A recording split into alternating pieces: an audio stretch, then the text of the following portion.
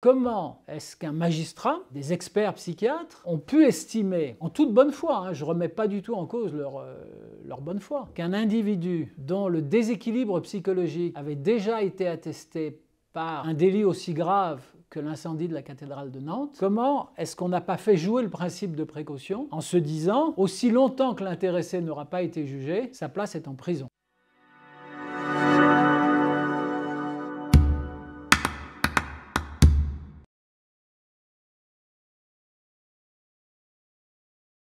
Le fait que cet étranger, qui a été, si j'ai bien compris, débouté de son statut de réfugié, a fait l'objet de la part de l'autorité préfectorale de 2 OQTF, 2 obligations de quitter le territoire français successives, et qu'elles n'ont pas été mises à exécution parce qu'elles ont été annulées par le juge administratif, par le tribunal administratif de Nantes. Pour les Français, c'est parfaitement incompréhensible. S'il y a une OQTF, il est logique que l'intéressé quitte le territoire national. Il se trouve que notre procédure n'est pas organisée de cette façon-là. La décision de refuser le statut de réfugié n'entraîne pas automatiquement le départ de l'intéressé du territoire national. Je ne parle même pas du départ matériel, je parle de la décision juridique de le faire quitter le territoire national. Et on sait que malheureusement la réalité est juste inverse, c'est-à-dire que la Cour des comptes a établi dès 2015 que 95% des déboutés ne quittaient pas le territoire français. Lorsque la Cour nationale du droit d'asile rejette définitivement une demande d'asile, il faudrait que ça se traduise automatiquement par l'obligation faite à l'intéressé de quitter le territoire,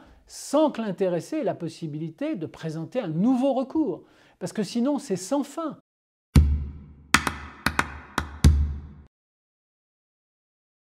Là, on débouche sur 2 autres difficultés.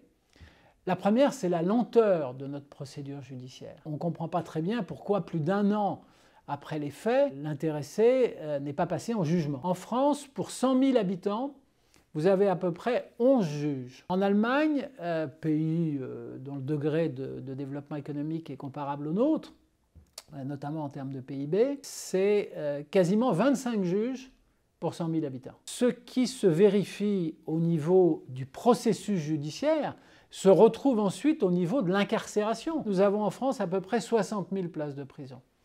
Au Royaume-Uni, il y en a 97 000 pour 2 pays qui ont grosso modo la même population. Ça se traduit évidemment par une surpopulation carcérale en France, qui conduit sans doute un certain nombre de juges des libertés et de la détention à estimer qu'il est préférable de ne pas maintenir en incarcération des personnes dont la situation pénale pourtant le justifierait. Le principe de précaution, il est très à la mode par exemple sur les questions environnementales, mais il faudrait peut-être qu'il soit davantage à la mode sur les questions qui intéressent directement la sécurité physique de nos concitoyens. Comment est-ce qu'un magistrat, des experts psychiatres, ont pu estimer, en toute bonne foi, je ne remets pas du tout en cause leur bonne foi, qu'un individu dont le déséquilibre psychologique avait déjà été attesté par un délit aussi grave que l'incendie de la cathédrale de Nantes, comment est-ce qu'on n'a pas fait jouer le principe de précaution en se disant, aussi longtemps que l'intéressé n'aura pas été jugé, sa place est en prison.